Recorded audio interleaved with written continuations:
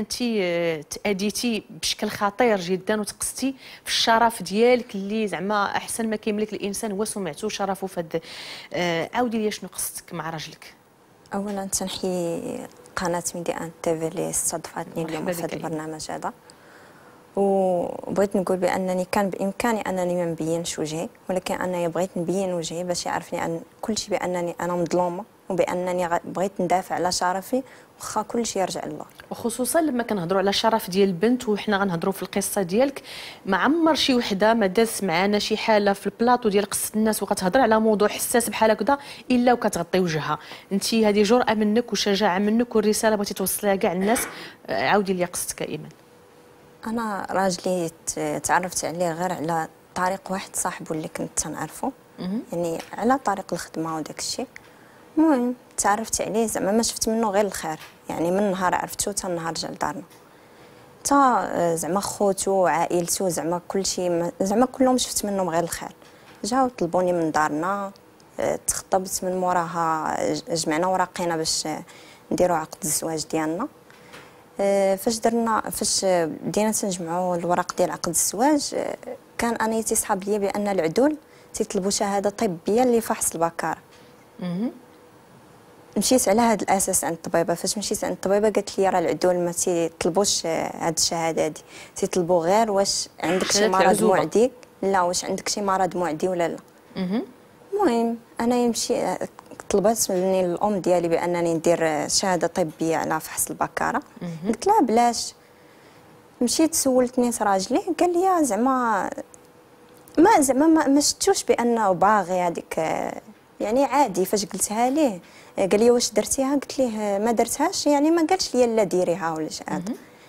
صافي من موراها درت غير. ما درتيهاش هاد الشهاده؟ لا انا ما درتهاش في الاول، ولكن في الصباح اللي غادي نعقد فيه العقد مع جاو العدول حتى للدار، هذاك الصباح قالت لي ماما الله يرضي عليك سيري ديريها. قالت لي ما عرفتي الوقت والزمان هذا، ما عرفتي شنو يجيب. مشيت عند الطبيبه انا والخاله ديالي، دوزات لي الطبيبه، لقات عندي زعما بكاره. ولكن المشكله هي ان الطبيبه ما شرحتش لي شنو عندي بالضبط. نوع هاد البكاره ما شرحتش لي نوع البكاره. قالت لي بان عندك بكاره جلده ديالها رهيفه، ولكن شنو هي الله اعلم، يعني ما شرحتش لي بالضبط. ولكن كيف حال هذا الشيء خاص الواحد يوعي به، راه لان هذا الشيء خطير. واش ان بنت تجوج اليوم وتطلق غدا، راه هذا الشيء خطير. أيوة. كان علاه تقول لي الراجل المهم درتي الشهاده الطبيه اللي كتثبت انك بكر عذراء بنت. هذا ما كان، ولكن النوع ديال البكر اللي عندي الله اعلم ما كنتش عارفه. صافي ضربت العقد ديالي. من نهار درت العقد ديالي وانا في المشاكل انا وراجلي. علاش؟ ماشي مشاكل، مشكله هو انه طالبني ندير حقوقي كزوجه. انا كنت ترفض. علاش ترفض؟ حيتاش عائلتي باقيين متشبتين بهذوك التقاليد ديال ان العروسه ما تروح حتى نهار العرس. انايا ما عرفتش واش نشد الخاطر لراجلي اللي تيقول لي انا راه راجلك وعطاني عقد الزواج ديالي، ولا نشد الخاطر لعائلتي. المهم حاولت انا ما نخسر لا هنا لا هنا، ولكن في الاخر لقيت راسي انني خسرت ليه هو. يعني شد في خاطره من جهتي بانني انا ما بغيتش نعطيه حقوقه، وبداو المشاكل بيناتنا. يعني ما تيهضرش معايا، ما تنهضرش معاه. كنا تنهضروا كل نهار، ما بقيناش تنهضروا. فاش وصلت 30 ابريل في هذا العام هذا، وكان عندنا العرس في شهر 5 نهار 4. نهار 30 ابريل كنت جالسه في خدمتي، قلت انا دابا راجلي قربنا نديروا العرس وغادي زعما نكونوا بارزين وداك الشيء، واش غنبقاو حنايا ما تنهضروش مع بعضياتنا؟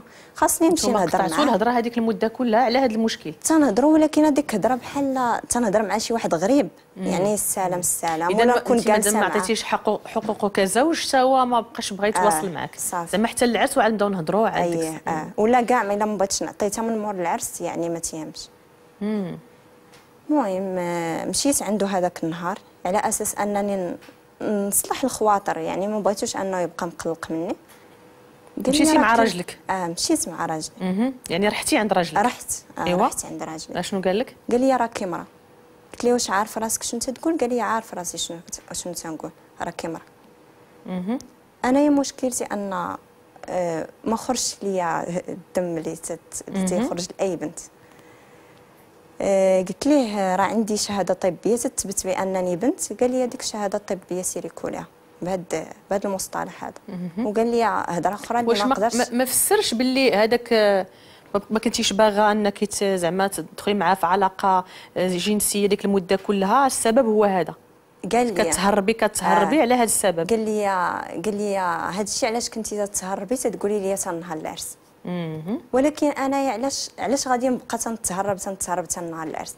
علاش لي انا غادي ندير الشوهه لراسي ونديرها لعائلتي ونخسر الفلوس في هذاك العرس وتنشري الحوايج وتنقول للناس بانني انا راه تزوجت في الاخر ندير الشوهه لراسي. على الاقل ملي انايا فيا شي حاجه ما غاديش ندير العرس. اولا الا حصلت غادي نقول لراجلي شوف فلان راه انايا ها شنو عندي وشنو عندي. اولا غادي نقولها للام ديالي اولا الخاله ديالي نقول لها ماما ها شنو طرا ليا وشنو طرا ليا.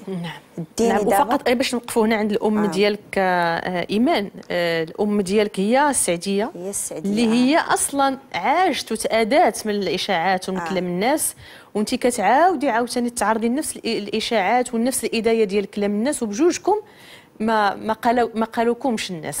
فقط غير باش نربطوا ما بين المشاهدين يعرفوا بلي انت راكي بنت السعديه. ايوا اللي عطى الله هو هذا قلتيها لامك. هذا الشيء حبست بانني زعما قلت زعما كون كانت شي حاجه، يعني كون كنت نيت انا فاقده البكاره ديالي كون قلتها يعني في اخر حيتاش انا باغا هذاك الراجل، يعني بغيته بكل قلبي. يعني ملي بغيتو انا لواحد الدرجه كبيره وحصلت غادي يعرفني بانني انا راه ماشي بنت، على الاقل غادي نقولها للام ديالي نقول لها شنو ونمشي. يعني حتى هو قال لك غدرتو، كون كان نيت فيا الغدر غادي نمشي ندير بكاره اصطناعيه. تيديروها دابا 60,000 ريال ولا 100,000 ريال تقدر دير ليا بكاره. داكشي اللي غنخسرو في العرس نمشي نديرو انايا في هذا الشيء هذا. طبيعة الحال هذا الشيء بعيد عليك لانك انت انسانه بريئه وعارفه اش كديري. انا عارفه راسي بنت وعندي الوثائق ديالي اللي سد لي بان انا راه بنت. ما مشيتوش للطبيبه اللي دارت لك الفحص الاولي؟ ما حاولتيش هذا السيد تدخلي والديه في القضيه؟ لا والو. قال لك هذيك الشهاده كلها؟ عندي شهاده طبيه اللي درتها في الاول بانني كنت بنت، وعندي شهاده طبيه الثانيه بان الجروح عندي باقيين جداد، بانني رحت وعندي جروح باقيين جداد. واخا هاد الخبار لحد الان كانت غير بينك وبين راجلك. من بعد خرجات عند امك، من بعد فين وصلت هاد الاشاعه؟ هاد الخبار هذه ماشي اشاعه، هذه دابا هو جابني بيديه، جابني حتى للدار بالطوموبيل. انا جايه بعدا في الطريق تنقول شنو غادي نقول لماما، شنو غادي نقول للناس، شنو العرس اللي ما بقاش. يعني اذا التفكير كله في الاخر. يعني بزاف ديال الحوايج كيفاش ندير فيهم؟ عرس ما بقاش. يعني حلمت وهذاك السيد زعما بنيت معاه واحد المستقبل، في الاخر انايا مشى ليا كلشي. يعني وجايه تنفكر في وحده اللي هي ماما، تنقول ماما مطلقه غادي نتزادها حتى انايا غادي. وماماك اصلا قبيحه وما تتصبرش ومطلقه. هاد الهضره هي شبعانه منها، شبعانه منها. ودابا تا بنتها حتى هي بحالها. زعما هذا كلام الناس ماشي مال الحقيقه، بعيده الناس. ايوا واش قلتي لامك؟ جيت في واحد الحاله اللي زعما ما تتصور، جيت سخفانه حالتي. قلت لها ماما راه ها شنو كاين وشنو كاين. ديك الساعه جبدوا التليفون، خالتي هضرات معاه قالت لي راه انا اللي ديتها بيدي، دارت زعما سيرتيفيكا بانها راه بنت. قال لها لا، قال لها انا عارف راسي شنو تنقول، انا اللي عارف راه هذيك مرا.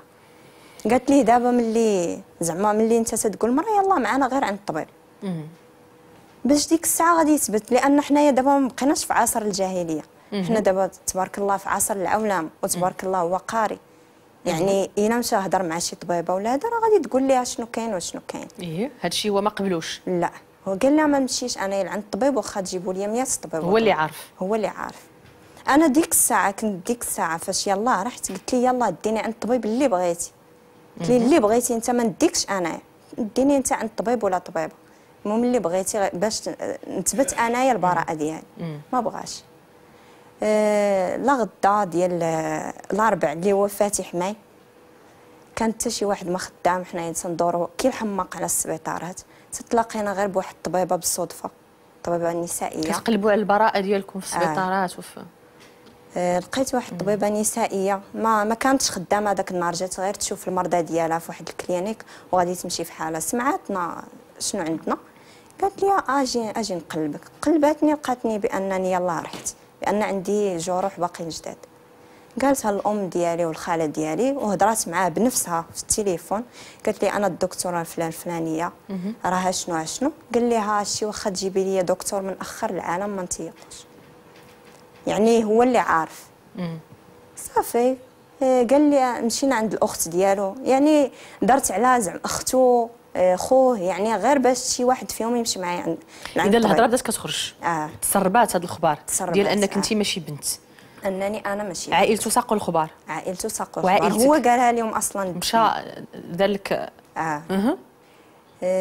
مشيت عند انت ضرك المشكل ولا ضرنك الناس ولا شنو اللي كان، شنو اللي ضرك في هذا الشيء كامل؟ انا ضرني هو. انت بريئه بينك وبين راسك، عارفه راسك اش كتسوي، عارفه راسي وعندي ورقيه تثبت هذا الشيء، ومازال تنقول بان الا بغى يديني عند الطبيب نمشي عند الطبيب. مازال مصره؟ مازال مصره على الطبيب حتى عارفه راسي. واخا من بعد العرس وصلت وقيت العرس وما كاين عرس؟ ما كاينش العرس. اشنو غيقولوا؟ كنتوا عارضين وموجدين؟ كنا عارضين على الناس شنو قلنا لهم؟ اش كيقولوا؟ قلنا لهم يا اما تنقولوا راه مات شي واحد من عائلته، اولا تنقولوا راه مات، يعني حتى الكذبه ما مقاداش، يا اما تنقولوا مات شي واحد من عائلته يا اما مات شي واحد من عائلته. نتوما كتكذبوا من جهتكم وهما كيكذبوا من جهتهم. هما الله اعلم، هما حتى الحوار ما قبلوش باش اننا نعرفوا شنو قالوا هما للناس. المهم كاع الناس عرفوا بان ما بقى عرس. انا بعدا حالتي النفسانيه زعما تدهورات لواحد الدرجه الخايبه، ما كنتش نهضر في الخدمه ديالك. اخبار وصلات؟ الخدمه ديالي لان كاينه جهه تقريبا جهه الدار وما بقيتش نمشي لها. ما بقيتيش كتمشي كاع للخدمه اصلا؟ نمشي لها لان الخدمه ديالي كاينين فيها صحابو بزاف، يعني الجهه فين خدامه كاينين صحابو بزاف. وشنو مناش خفتي تلقاي اخبارك عندهم ولا كيفاش؟ بنت ما غاديش يتيقوها، غادي يتيقوا راجل. بنت ما غاديش يتيقوا، واش انايا غادي فين ما غادي تقال عليا شي هضره نجبد لهم بانني ها ورقيه، راه انايا راه بنت. ما يمكنش. حتى الجيران ما نقدرش ما قلتش لهم شنو هو المشكل ديالي، لانني ما يمكنش اي واحد عاودت لي المشكل ديالي باش يتيقني نقول ليه ها ورقيه. ما يمكنش. يعني لو ما وهذا الشيء. واليوم جيتي زعما بوجهك مكشوف كتهضري معاه وكتهضري مع احبابه وكتهضري مع الناس اللي هربتي منهم، من الخدمه، من الجيران، من المحيط كله اللي ما قدرتيش تقولي ليه. دابا كلشي عارف. هربتي دابا جيتي تواجهي كلشي. الناس اللي قلتي لهم راه مات لينا شي حد باش ما نديروش العرس، جيتوا اليوم تقولي فاس مع الناس باللي ها المشكل الحقيقي. المشكل الحقيقي هذا هو المشكل. وانت خفتي من كلام الناس، دابا جيتي تبرئي الذمه ديالك قدام كلشي باش يعرفني كلشي بانني واخا ايمان مازال نكملوا القصه ديالك.